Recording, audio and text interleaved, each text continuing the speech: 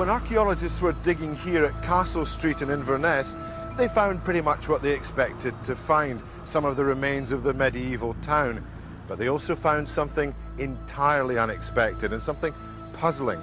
It was a layer of white sand, the sort of sand only found at the bottom of the sea. After much head-scratching and more investigation, they realized what they were looking at. It was the deposit of a disaster, a prehistoric disaster which took place 8,000 years ago. Sometime around 5,800 BC, the fish swimming in the darkness of the Norway deeps, a sea trench off the Norwegian coast, sensed something. The seabed suddenly cracked and a massive earthquake shook. A landslip followed, and in moments the North Sea was sucked into the void. The sea retreated for hundreds of miles, making a tremendous whooshing noise. Those watching must have thought that the end of the world had come. And then seabirds shrieked and took to the air. They could hear the distant rumble of a huge tidal wave racing towards the shore. It smashed onto the coast at Inverness, snapping trees like matchsticks, killing all life in its path and strewing debris far inland. And leaving a dusting of white sand for archaeologists to find 7 millennia later at numbers 13 to 21 Castle Street in the middle of Inverness. Cataclysms like these mark the beginnings of Scotland. Now, prehistory may lack coherent stories, named individuals and precisely dated events, even much texture, but it does not lack drama.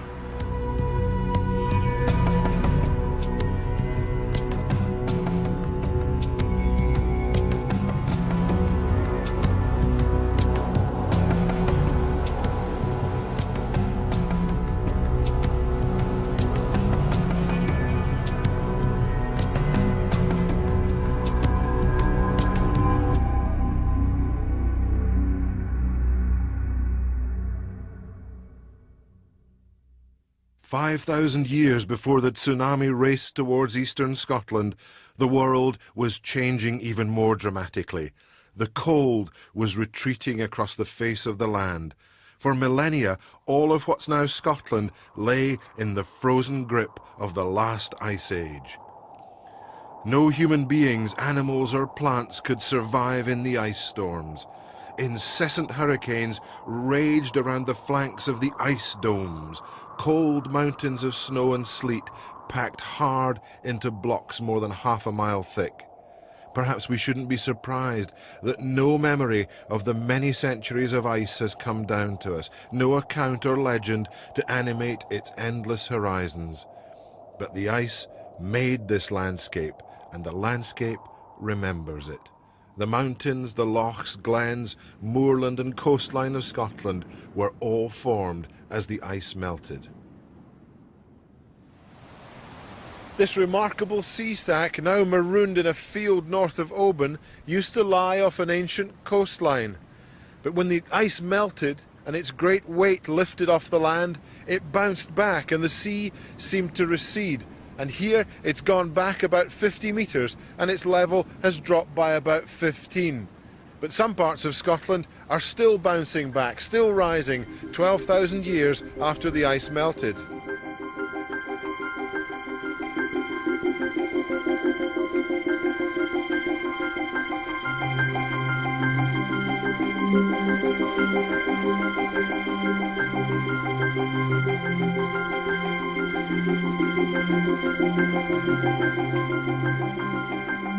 The reasons for the dramatic climate change which ended the last ice age are uncertain, but it appears that the Earth's tilt altered slightly and its orbit around the Sun became less elliptical and more circular, and this warmed up the surface of the planet.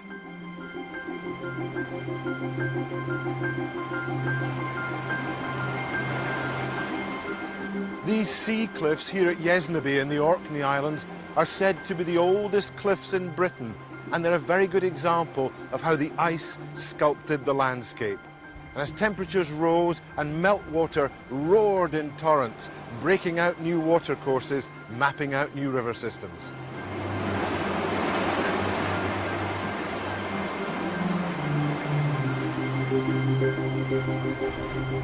As the weight was lifted off these cliffs and the ocean around them filled with meltwater, a new geography was made, the geography that we now recognise as Scotland. When the permafrost melted for a few months each summer, the tundra plains of Scotland greened over. Herds of flight animals like reindeer, deer and wild horses came north in search of fresh pasture, and following them, their predators also ventured north.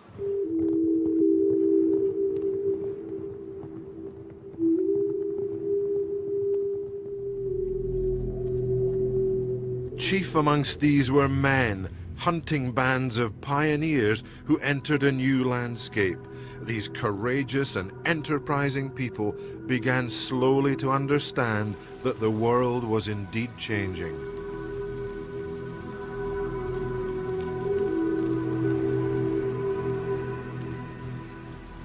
These are the distant beginnings of the story of Scotland. If there existed hunter-gatherer communities in these glens before the last ice age, then the cold has wiped out all trace of them. The first pioneers who came north left us no stories. We do not know their names, and they seem barely to have touched the landscape. But these anonymous people begin our story, and their successors tell it more loudly and clearly as they approach us more closely in time.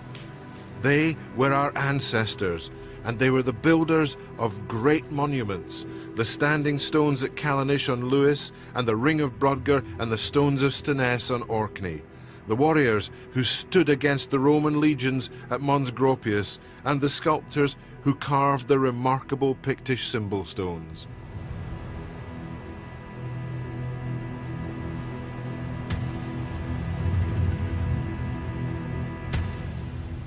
Over 9,000 years, easily the overwhelming balance of our history, these anonymous people tell Scotland's story. But they were not Scots, and their long experience of this place is often dismissed as prehistory, a preliminary, a precursor to real history, the comforting jingle of dates, kings and battles, which begins with the kingdom of the Scots in the 9th century.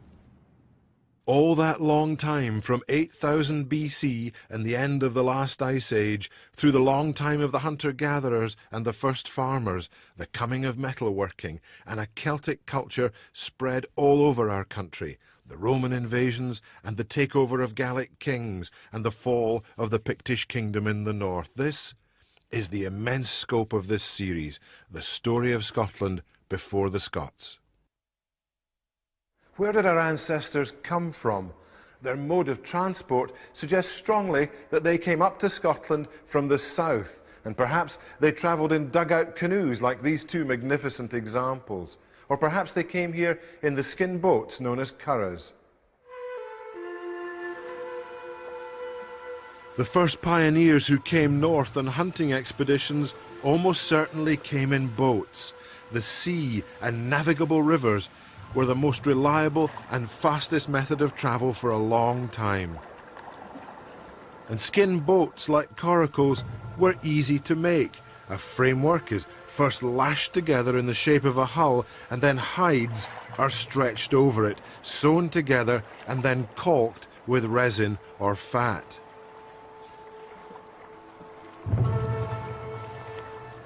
Archaeologists have found the gossamer traces of an early hunting expedition in the Hebrides at the Rins of Islay.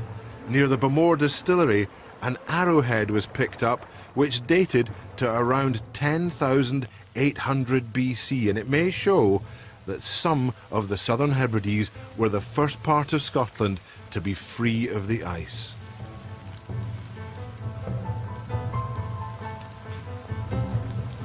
Around 9,400 BC, the weather was changing once again, and the summer hunting parties became impossible.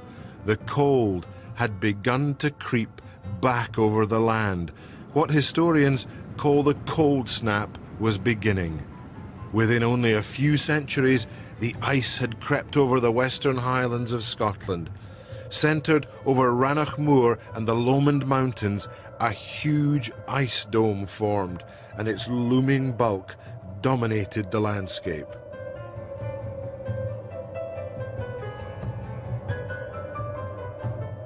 Around 8000 BC, a rapid thaw began. The ice domes groaned and cracked. Glaciers bulldozed rocky debris and dumped it as the ice melted. A landscape of humped little knobs and pools, what's known in Gaelic as Knockan agus Lochan, was created over wide areas in the highlands, leaving ground suitable only for rough grazing and for hunting. The land rebounded once more, and seismic activity all over the Western Highlands caused landslips and rockfalls, creating an even more inhospitable landscape. But after the cold snap, bands of pioneers returned, and this landscape became known once again. Most of us think of the early peoples as primitives, as cavemen, but in fact, these people looked very much like us, and in part 2, we'll see that modern science has shown that they were indeed our direct ancestors.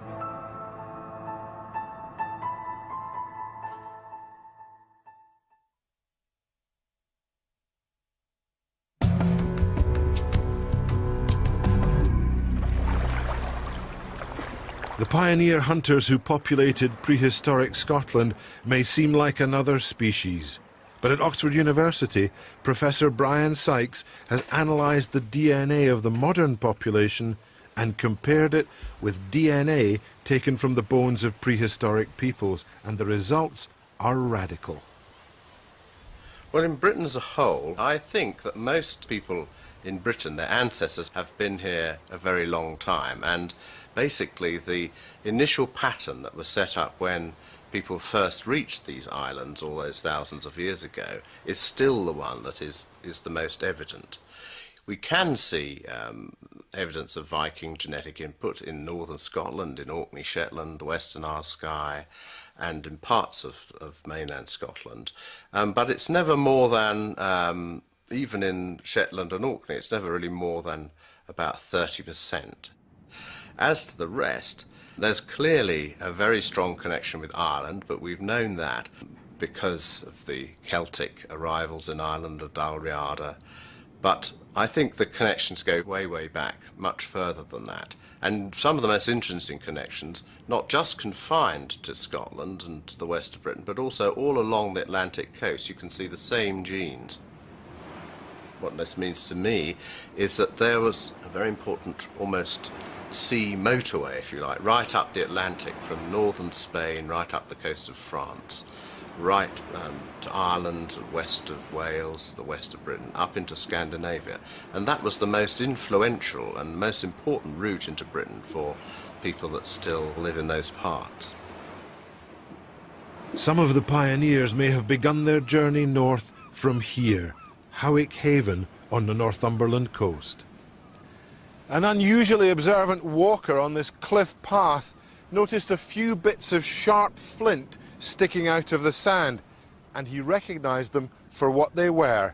They were the debris of flint knapping, the process of making flint tools used by prehistoric peoples. Archaeologists had previously believed that these peoples lived in temporary camps, constantly moving on in search of a wild harvest or new sources of game, and they left very little trace, only a scatter of flints or a burnt area where fires had been lit. But at Howick, there were the post holes and hearths of a substantial wooden building, thatched, comfortable and weathertight. The most surprising thing about Howick when we got here was the fact that it was rebuilt so many times on the same footprint, and when we look at the radiocarbon dates, that it was occupied for so long. This is more or less unprecedented for this period anywhere in Northern Europe. The hunter-gatherers of the Mesolithic have tended to be regarded as highly mobile people, and the structure we found here at Howick just does not give an impression of an ephemeral settlement. It was rebuilt 3 times in precisely the same footprint, and it was quite a robust structure. post holes were very large. It seems to be a permanent or a semi-permanent structure. The fact that it was rebuilt and we couldn't see any hiatus in settlement really does suggest that if people weren't encamped here permanently through the year, they were probably visiting this site several times a year, or at least staying here several months of the year. It does upset the theory that we've generally worked with small ephemeral encampments and people moving about after their resources. They could stay put and they could feed themselves permanently in some locales. On a clear day, the hunter-gatherers who lived here on the Northumberland coast could have looked out over the North Sea and seen the low horizon of another shore, the shore of a lost subcontinent. On a dark November night in 1931, the Calinda was out fishing. The skipper noticed a lump of black peat come up in the nets, and puzzled, he broke it open to find something remarkable. It was a small carved bone harpoon, and it was the first trace of the lost subcontinent of Doggerland. It was created when the ice pressed on the land to the north and forced the North Sea bed to rise. It may well be that many of the first pioneers who peopled Scotland after the retreat of the ice originally came from Doggerland. The view would have been very different indeed. When you looked out to sea, you wouldn't have seen an uninterrupted horizon of sea. You would have seen low lands to our southeast. These were the Dogger Hills. The Dogger Bank would have been a series of low hills covered with probably quite dense woodland. In that woodland, it was low-lying. It would have been covered with small lakes and swamps and marshes, and people lived there as well. So it wasn't only a change of the physical geography, there was also a change of cultural geography, where across this embayment by 60, 70 miles as the crow flies, you would have had other cultures, other people with whom you had trade relations and so forth. It was the home of God knows how many hunter-gatherers, and it was hunting grounds and a place where people from British Isles would also move across. And it's possible, given the distance, that they had greater cultural affinity in Northumberland with those people on Dogger Bank than they would have with those people living in Kent or Cornwall. In fact, as the crow flies, it's much nearer, and again, it's with Dogger Bank as largely dry land, it's almost equidistant from here to the Danish coast as it is from here to London. So the cultural geography and the lines of communication would have been very much different than anything that we could possibly imagine from the historic record. Doggerland ended really when the last major rise of sea level occurred. The pollen zone, they call it the Atlantic pollen zone, where we saw a rise of at least 2.5, 3 meters. And this occurred at about 4000 BC at its maximum, and that finally swamped the last bit of Doggerland. It might have been exposed at low tide occasionally, as portions are now, but being habitable land, that was about the end of it. Behind the settlement at Howick lay the vast expanse of the wildwood. In the 8th millennium BC, Britain was carpeted by forest, and a green canopy stretched far away, as far as the eye could see.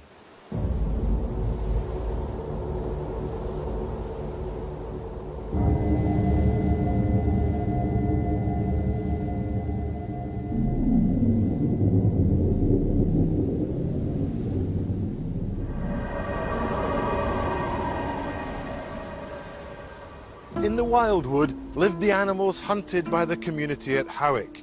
They went out after the roe deer, the red deer, the wild boar, other smaller species, and the great wild cattle known as the auroch. DNA studies of these magnificent beasts at Chillingham Castle in Northumberland confirm a long link with the prehistoric past. Well, they're descended from the auroch. That's the wild ox that roamed Europe from before the Ice Age, when Britain was still attached to Europe. And they were huge creatures, stood 6 feet at the shoulders, much bigger than these are, but they're now extinct, some 1500 BC in fact. You've probably noticed that the cow's horns tend to be lyre-shaped. They curl in and backwards, whereas the bull's horns stick out and forwards. And the adult bulls tend to be dirtier than the rest because prior to fighting they dig up the ground with their hooves no horns and mess in the hole and rub themselves in it. It's a bit like putting on war paint. These have got a king bull system, and this is him. This is where the king bull is the father of all the calves that are sired during his reign, and his reign isn't likely to be more than 3 years.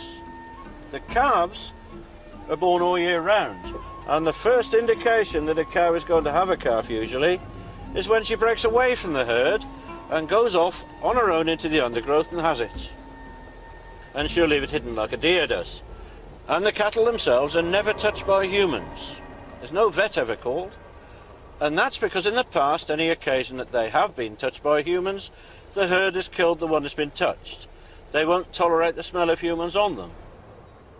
When they go to such lengths as killing their own young, it makes you realise how ancient they are.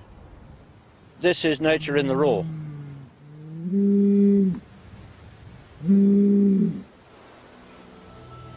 As well as hunting animals, these people also gathered fruits, nuts, berries and vegetables from the wood. English has forgotten many of these wild foods, but Gaelic has not. Silverweed is seen as just that, a weed, but in Gaelic it was boiled, roasted, dried and made into a powder and then used to make porridge. And an old poem recalls its great versatility. Honey underground, silverweed of spring, honey and condiment, whisked way of summer, honey and fruitage, carrot of autumn, honey and crunching, nuts of winter. That poem was first written down in the 19th century, but it speaks of much older attitudes and much older habits. And it also draws our prehistoric ancestors closer to us. It makes them human rather than a bunch of grunting savages. And it also shows that they deserve a proper history and that they deserve our respect. For the truth is that these people are remote from us only in time.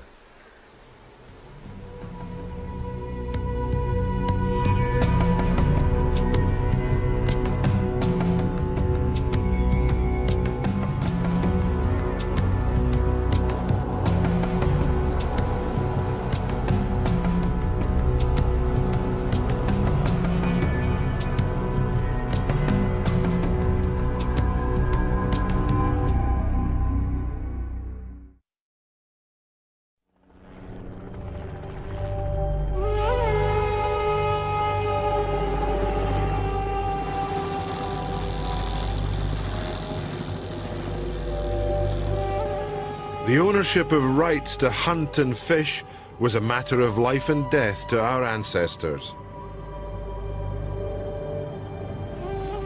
On the tidal island of Oronsay in the Hebrides, piles of prehistoric rubbish appear to have asserted ownership, but in a disconcerting way. These grassy mounds by the shore are in fact shell middens, dumps of millions of shells from mussels, clams, limpets, oysters, scallops and razors. Around 5000 BC, a community of fishermen lived on the island, living round here. And over time, and at different times of the year, they built up these huge mounds of discarded shells. There's an air of mystery about the middens. A part of what seems to be a simple story is missing. Why were there several different middens deliberately piled up at different times of the year? Oronsay is a very small island, and surely the fishermen didn't uproot and move half a mile so that they could deposit shells in another place. There is a whisper of ritual here.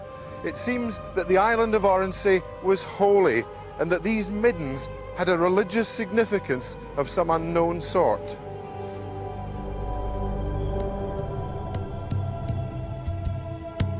When archaeologists discovered the remains of a burial in one, this interpretation seemed to be confirmed. 7,000 years ago, human fingers had been carefully placed on a seal's flipper and then buried in a midden. What did this mean?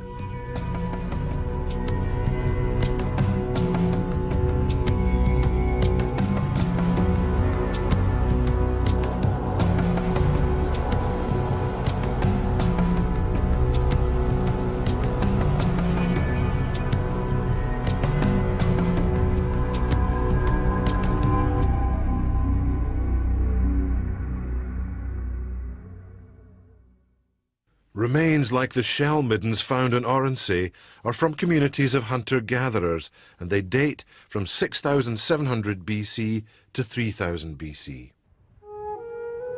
Far away from the island of Oronsay, over the other side of what became the North Sea in Denmark, archaeologists came across a contemporary burial of a mother and her baby.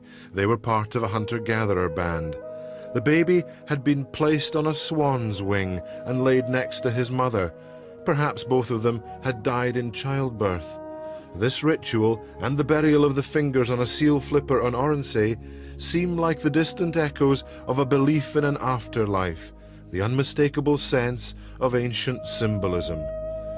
Perhaps the soul of the baby was thought to fly in the evening sky with the great white birds, while on Oronsay there was a sense that souls swam with the seals in the deeps of the world. And perhaps the burial of the dead in this way reinforced the idea of the rights of ownership on the island of Oronsay. The land and the sea nourished these people, and it may be that they thought it was fitting to place their bodies inside the remains of all that natural bounty.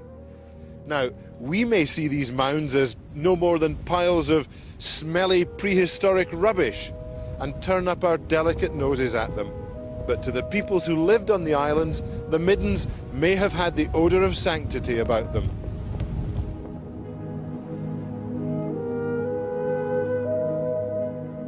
Human bones have been retrieved from middens all over coastal Scotland. They're the remains of some of Scotland's earliest hunter-gatherer communities, and it's surely significant that they were buried along with the shells and carcasses of what they hunted and gathered. Burial practices in the Hebrides have changed, but hunting expeditions still go on. From the island of Lewis, an ancient journey has been made since a time out of mind.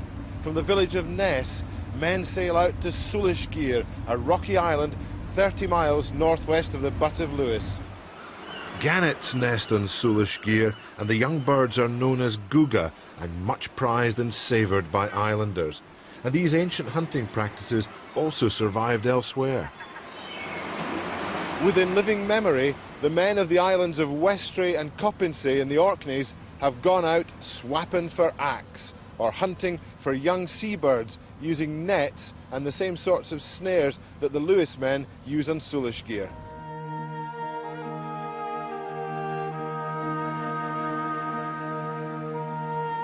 It is also an excellent example of what historians call the enduring pattern, which means, broadly speaking, that in similar geographical and economic and social circumstances, communities maintain habits of life and mind over immense periods. Often, the origins of these habits are long lost in the mists of time. No one can recall when they began, and they're always done by the community for the community.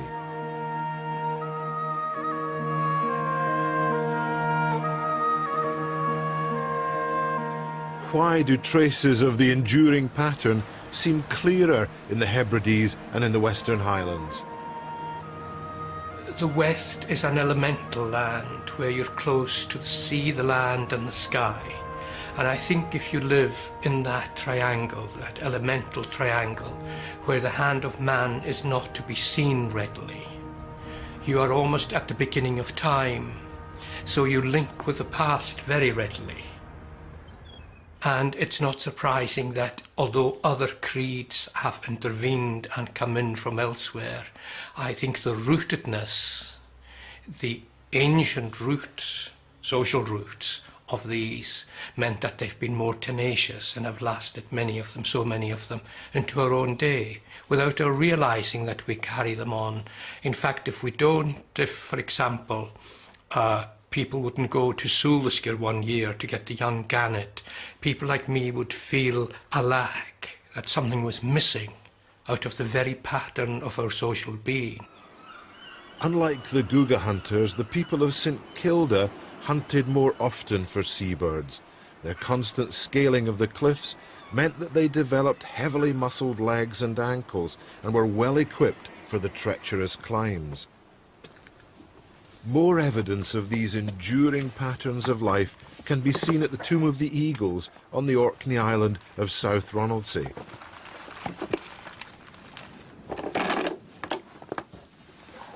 Parts of more than 340 skeletons were discovered in the 1950s by the local farmer.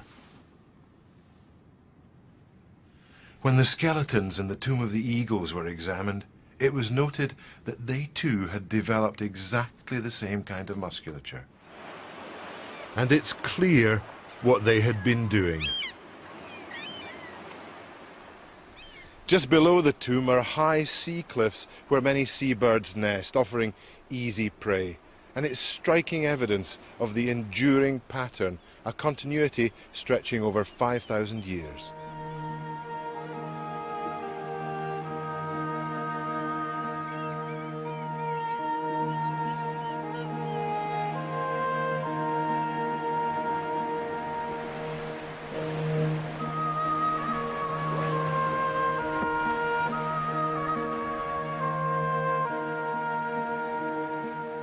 I think the whole instance of sunwise and so many things that are linked with that, the sea and its power and our ambivalence towards it, hunting on the sea, fishing, the produce from the sea, all the danger, all the delight, all the knowledge, all the satisfaction attached to that, seabirds and the whole thing of hunting for birds, instanced in St Kilda, Faroes, and continued to this day in my native Ness, and is a part of our very make-up.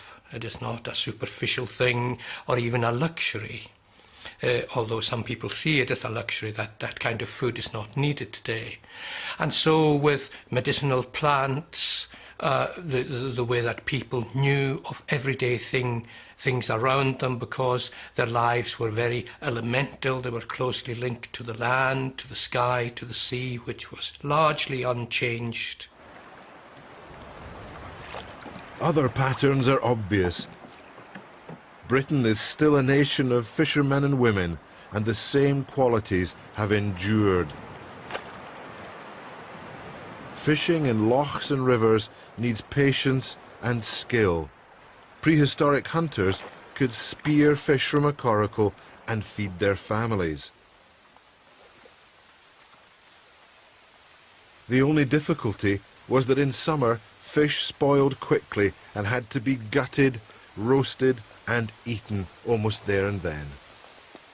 I also think of what we call in Gaelic the envelope of the year and how it was divided seasonally, because people must have been aware of lunar changes and diurnal patterns, and of course the big festivals, which we tend to think of as being Celtic festivals.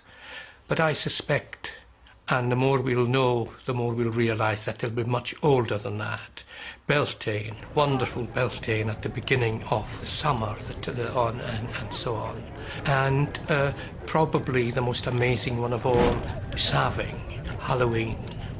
Strange darkness, all social rules suspended, a magical time, in touch with the dead, entering into fairy mounds, social restrictions lifted, people putting on masks to become other selves. I mean, these are ancient. These link us with the past without our realising it.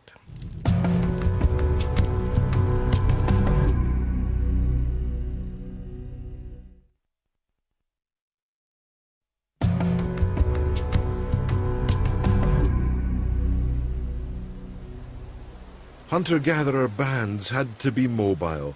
They may have moved between winter and summer camps, following the migrations of animals and the seasonal ripening of the wild harvest, and something as straightforward as the need for a new supply of firewood will have often forced communities to move on.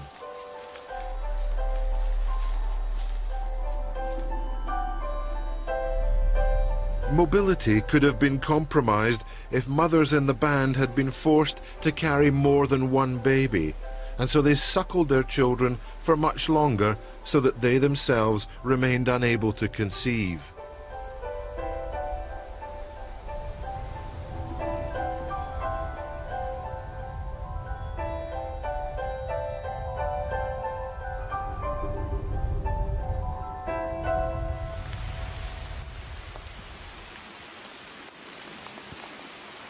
The wildwood teemed with game, and where hunters could see clear tracks, a snare was often enough to catch small prey like otters, pine martens or badgers.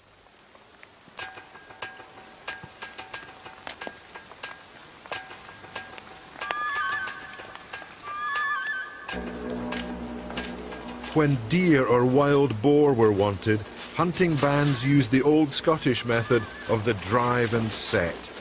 Beaters would drive animals through woodland towards a place where hunters with spears and arrows could kill them, or they would drive them to their death or disablement over a natural feature like a cliff.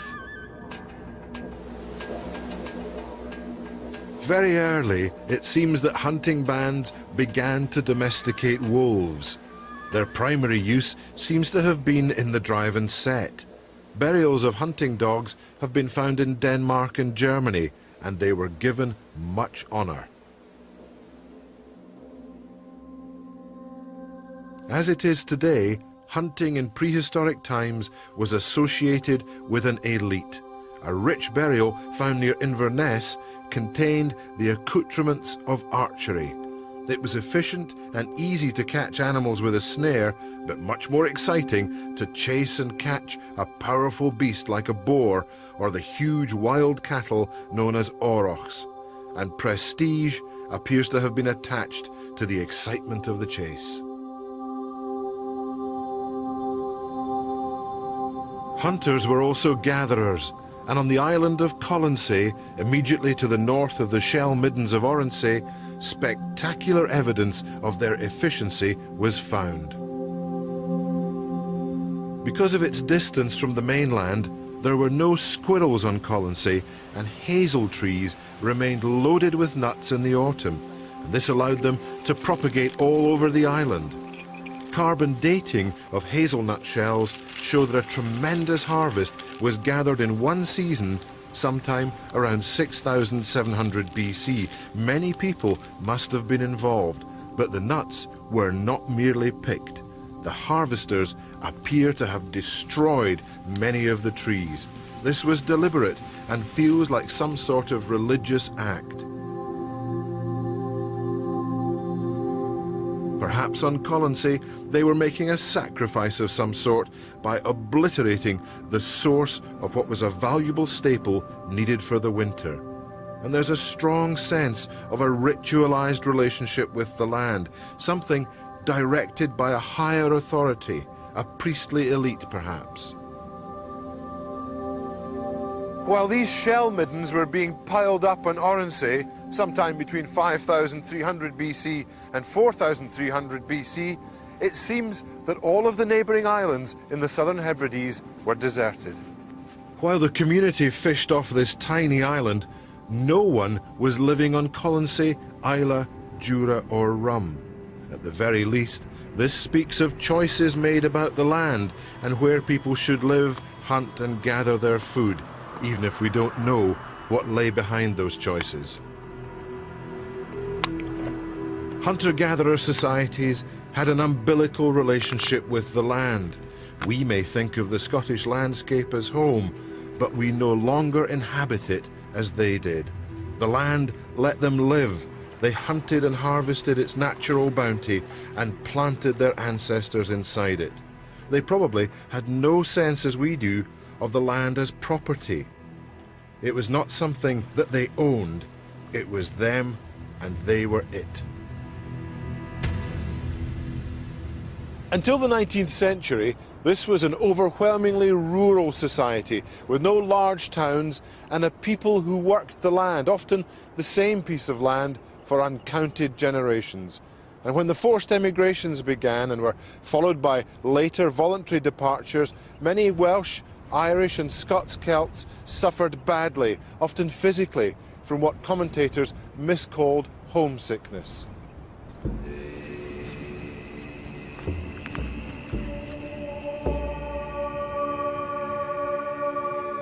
I think when people are closely attached to elemental place and to the elements of place, where family unit and extended family unit is very strong, largely because of that continuity, where one is known to nae hundreds or thousands of people who know of you because of the kind of society it is.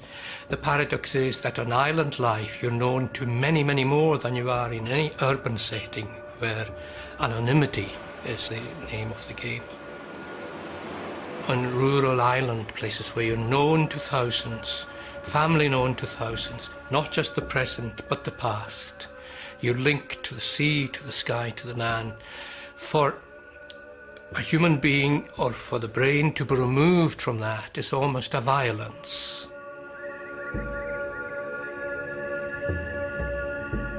The prehistoric peoples of Scotland loved their land. There can be no doubt about that. But like the Aborigines, their relationship with it was complex. They were buried inside it, and it was inside them, indivisible. Something of these powerful sentiments inhabited the minds of the people who lived here at Clawhallen in South Uist. Claw means a burial ground, and when the archaeologists began to dig amongst the sand dunes, they found the remains of a small community living on top of a prehistoric cemetery. The recently excavated Clawhallen in South Uist is just a wonderful example of how mankind is capable of being attuned to the movement of the sun and building houses in terms of that, with the openings facing the east and the pattern of the day, birth in the first quadrant, work in the second quadrant, then sleeping and death in the northern half. And next to the sleeping area where there was heather and turf, under the floor, a body buried. In one instance, a body that had been mummified, if you like, in peat for 400 years. But the skull was not the skull that belonged to that body, DNA shows us. Now that fascinates me. Did man then think at that stage, was the heart still to the fore? Or was he conceiving of the brain and of the head, as the Celts had, and worshipped the head and adored the head? Is that an awareness of this wonderful, most perplexing thing that you can imagine, the human brain, and what it can do? The idea of home and bringing the dead in as part of the cycle of home and belonging is amazingly interesting and comforting, as it must have been for them.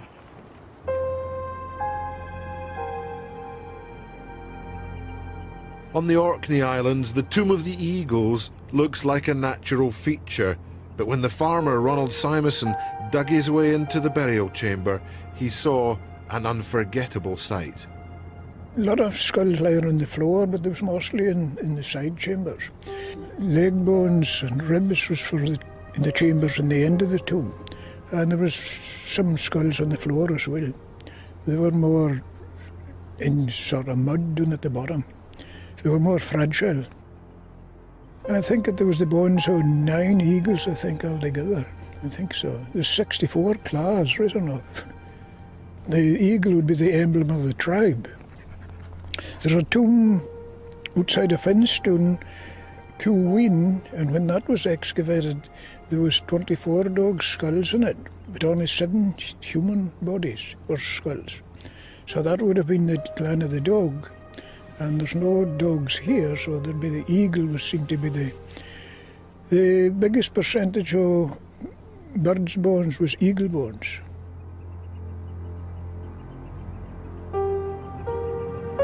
Our ancestors revered, even worshipped the dead, and were somehow comforted by them. And yet now it appears that we find the presence of the dead uncomfortable. Perhaps we should be less apprehensive, give our ancestors a more central place in our lives. Although the lessons are hard to understand, it seems that across immense spans of time, the prehistoric peoples of Scotland are trying to remind us of something. They're trying to remind us to be more respectful.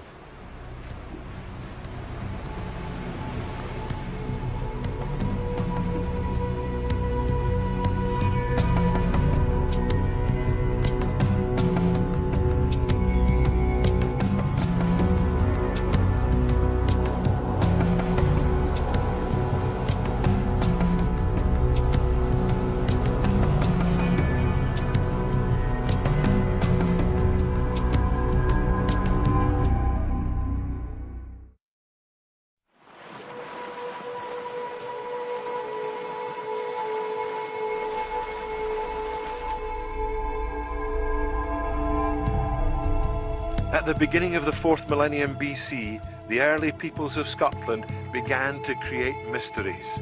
And we're sailing towards one of them, towards the great standing stones at Callanish on the island of Lewis. But all over Scotland, people began to dig ditches, raise banks, and great tombs were built.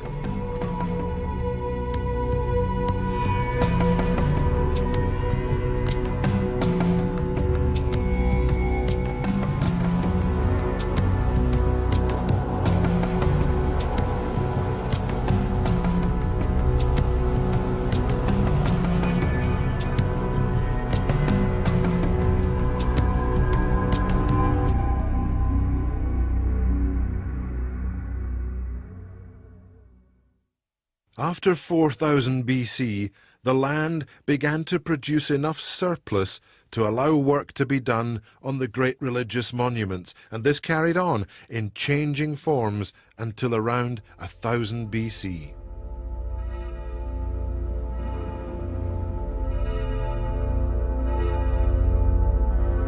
And these magnificent monuments signal a momentous change in the lives of the early farming communities.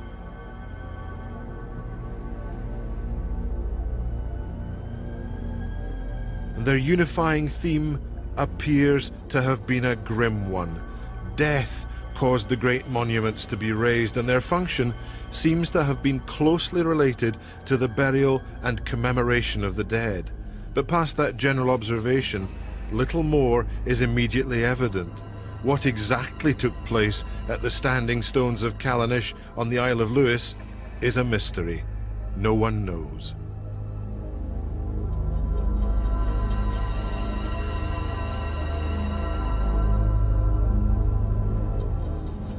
Working out the nature of the ceremonial which happened in impressive places like this is a bit like trying to piece together the details of Christian worship by only looking at the ruins of, for example, the great border abbeys.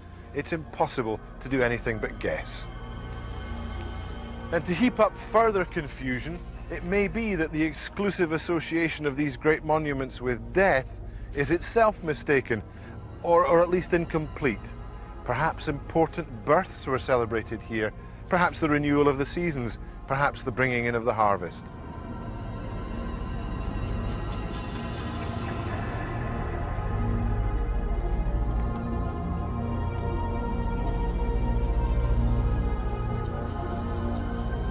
One thing is certain. What caused these monuments to rise was the greatest revolution in human history. Around 4000 BC, new ideas were arriving in Scotland. Farming began, and life in the land were changed forever.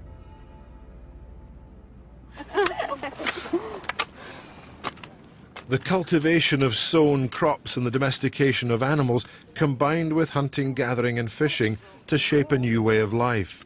The changes were gradual. Much of the north and west isn't suitable for cultivation, and the coastal peoples had access to a rich larder of natural resources. There was hesitation in northwest Europe, a resistance to the new methods. Some of the innovative aspects of farming may have been adopted for a time and then abandoned by the hunter-gatherer bands as they went back to the old way of living off the wild. There were patches and periods of hesitation, but there's no doubt that over the span of the 4th millennium BC, immense changes swept over the countryside of Scotland. About 10,000 years ago, and farming was invented essentially in Mesopotamia, and it basically allowed far more people to live on the same patch of land. So it was a very successful, in genetic terms, sort of package, and it led to expansions, and farmers moved out as Mesopotamia got too crowded. They moved out and were able to expand into Europe. People whose ancestors were farmers in Ireland and in Western Scotland have that DNA. They have that Mediterranean type of farming DNA. So although there certainly are genetic ingredients from that time, they're not overwhelming. They're getting up to about 20%. They're slightly less, as you might expect, in Ireland and the west of Scotland than they are in other parts of Europe. On the east side of Britain, the farming DNA that arrives has mainly come from continental Europe. So there's quite a divide, as if one set of farmers went off, which they did along the Mediterranean, and then populated the west side of Britain. The others came through Central Europe and then across the North Sea, the English Channel, to populate the east side of Britain. And you can still see those patterns in Britain today. This was a profound cultural change, and the patterns of early farming have endured almost unaltered for 6,000 years. Food historians have produced a set of statistics which are fascinating, and they show clearly how long these patterns have endured. Although farming methods and machinery have been revolutionized in the last 6,000 years, what humans eat and cultivate has actually changed very little. In fact, only 14 species have been domesticated from the 148 breeds of large animals to choose from. And out of 200,000 available plant species, only around 100 have been adapted for cultivation. On the banks of the River Dee, not far from Aberdeen, this innocuous cornfield holds another mystery. A mystery perhaps even greater than the secrets of Callanish. Although there's absolutely nothing on the ground to suggest it now, aerial photography detected a set of crop marks which gave away the outline of a very large timber hall.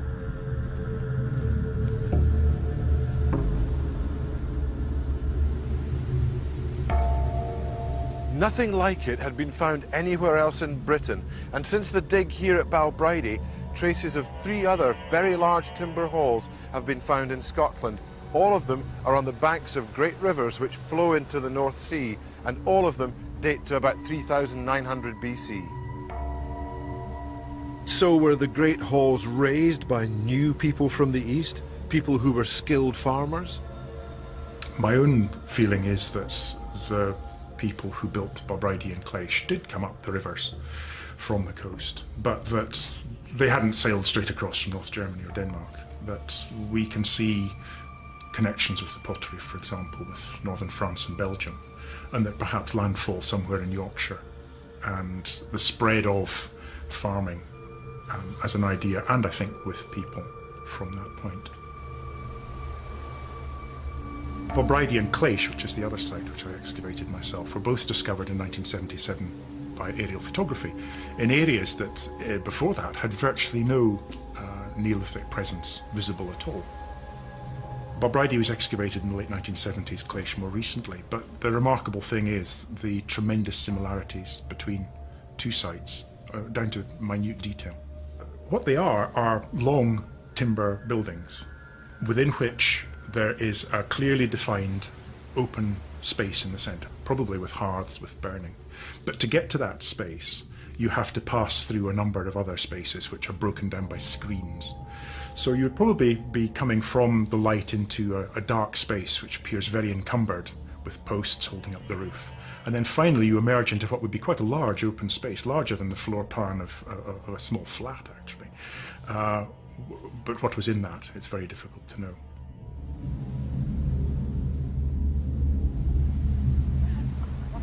Ideas require description, and sometimes new ideas bring new languages. And some prehistorians have contended that in the 4th millennium BC, when farming spread out from what's now modern-day Iraq, it also distributed the Indo-European group of languages all over Europe and as far east as the Bay of Bengal. Now, this group of languages may baffle us when we go on holiday, but in fact, they are very like each other. And interestingly, words associated with close family relationships are often also very like each other. For example, frater in Greek and braher in Gaelic are clearly the same word as brother, bruter, and most versions in between. And there are plenty of other examples. Mater in Greek and maher in Gaelic for mother, mutter, and so on. And words common to both languages often drop an initial consonant or are aspirated, so that aher in Gaelic for father is from pater in Latin for the same word, and lan in Gaelic for full is from plenus in Latin for the same word, but without, of course, the initial P. Radical language shifts have taken place in Scotland within the space of only 2 or 3 generations and without any substantial immigration to stimulate them. In some parts of the Highlands, Gaelic has been entirely replaced by English, and in Perthshire there's no one now who speaks the native dialect of Gaelic, while in the 1971 census there were 477 monoglot Gaelic speakers. There are none now. It may very well be that in the 4th millennium BC, the gradual spread of new methods of food production caused a radical language shift, new words to describe new ways of growing food. But farming could also be dangerous. Once men and women began to live close to animals and to depend on them for food, diseases jumped the species barrier. People caught tuberculosis from cows, influenza from birds, and whooping cough and malaria from pigs. When there was little or no resistance to these new diseases, they could have cut a deadly swathe through large populations.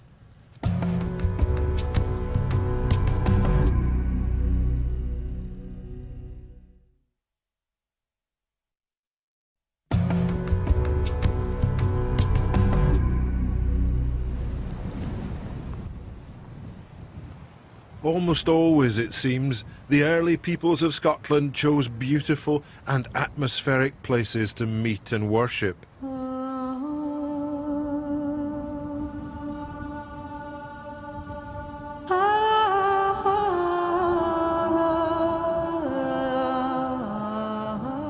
And when the early peoples first walked up Cairnpapel Hill near Linlithgow, sometime around 3500 BC, they moved through a landscape which was changing. Ideas of farming were spreading in the valleys and the plains at the foot of the hill. And when the worshippers came up here, they brought sacred woods with them, hazel and oak. And in 6 hearths around the summit, they lit fires. And also, they buried pieces of pottery and axes in the ground around the fires. These were valuable items, and it seems that their deposit up here on the hill denoted some sort of act of sacrifice or propitiation. In the 4th millennium BC, the old gods were not necessarily gods of love, or even particularly well disposed towards the people who prayed to them. They could be malign as well as benign. And so to keep them happy, the early peoples buried precious items in high places like this.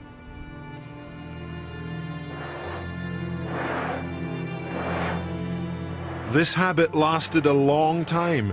By the 1st millennium BC, metalwork had replaced pottery in the scale of value, and the Celtic peoples of Scotland used it to propitiate their gods. Fond of watery places such as lochs, lochans, mosses and rivers, they came to their shores and threw swords, shields, daggers, cauldrons and much else into their depths. And like the people who climbed Cairnpapel Hill and broke their pots, they damaged these precious metal objects before committing them to the gods. Sometime after 3500 BC, Cairnpapel Hill changed. To mark off the crest of the hill as a sacred place, somewhere apart from the surrounding temporal world, a circular ditch was dug and the upcast used to form a bank on its outside edge. This rose to 1.2 meters in places, high enough to act as a screen. Inside the ditch, 24 timber posts were raised in a circle, and what became known as a henge was created. But why? What was it for? All sorts of explanations have been erected for the henges. Either the bank is there to stop people seeing in, or the bank is there as a grandstand so people can see better. Now, this doesn't actually work on all the henge monuments, because some of them are very large, some are very small. The bank in some of them is so low they could never have acted either as a rampart or as a visual barrier. And what's been suggested in relation to similar looking sites in the Irish Iron Age is that they are in fact defensive sites. but they're being erected to defend the real world against something dangerous inside the enclosure. Presumably it has been identified as dangerous by the people who can then gain some considerable benefit and kudos and power from being the intermediaries between yourselves and whatever is dangerous inside the enclosure. Inside this modern shelter are the remains of 2 late burials on Cairnpapel Hill.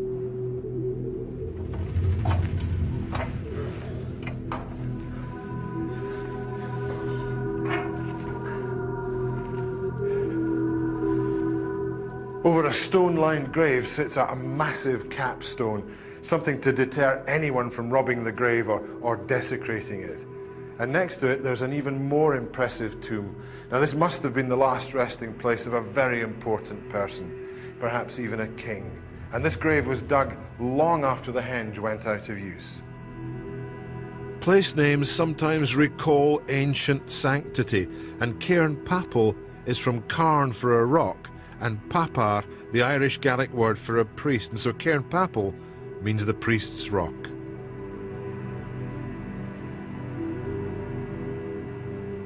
Like many others in central and southern Scotland, the henge at Cairnpapel was made from perishable timber posts.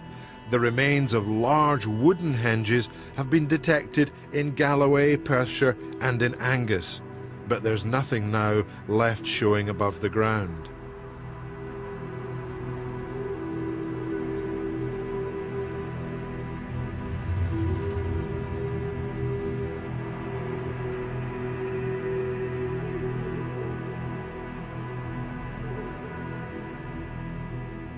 In the treeless north of Scotland, others have survived in stone and spectacularly on Orkney at the Ring of Brodgar and the Stones of Stenness. Understandably, Orkney has been seen as the centre of a flourishing prehistoric culture, but that may be so because of the accident of survival of so many stone monuments.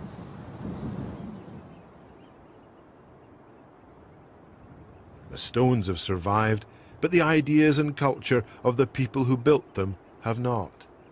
Well, the people who built the Ring of Brodgar were farmers settled in Orkney. They were living around the Ring of Brodgar in villages.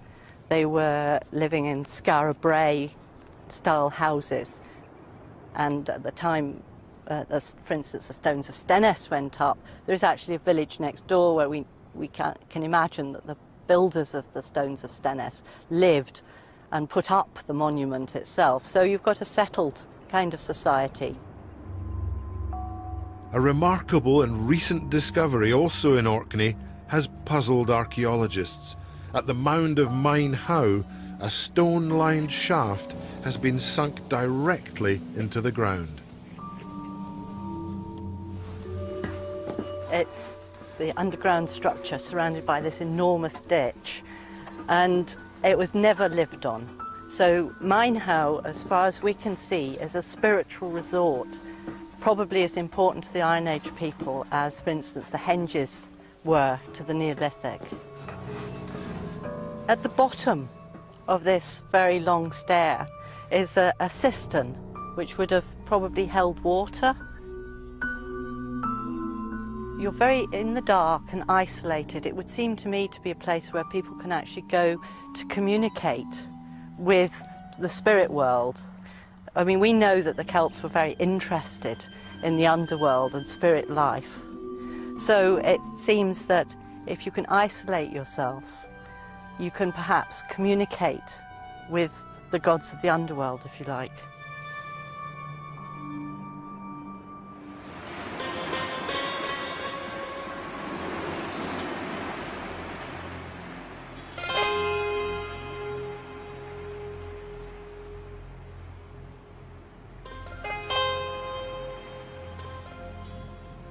This is one of the most familiar prehistoric sites in Europe, the 5,000-year-old village at Skara Brae.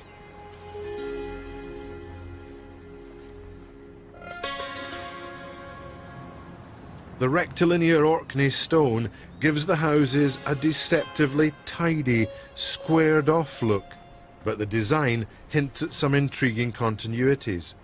On the left of the entrance to most of the houses, there's an item of built-in stone furniture which forces visitors to turn